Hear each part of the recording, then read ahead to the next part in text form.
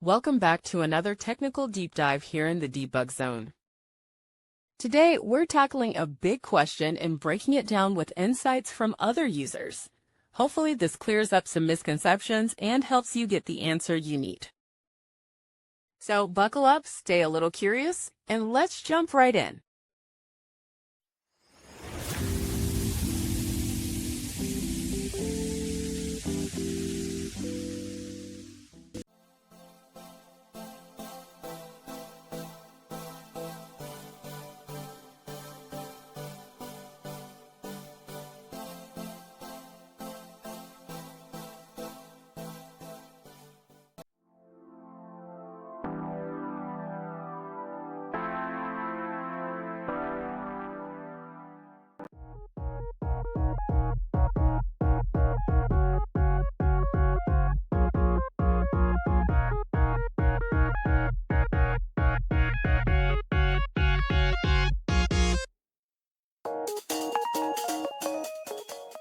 And that's a wrap. I hope you found the answer you were looking for. If you did, take a second to hit that subscribe button. It really helps out.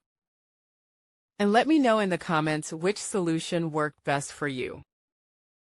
See you next time in the debug zone.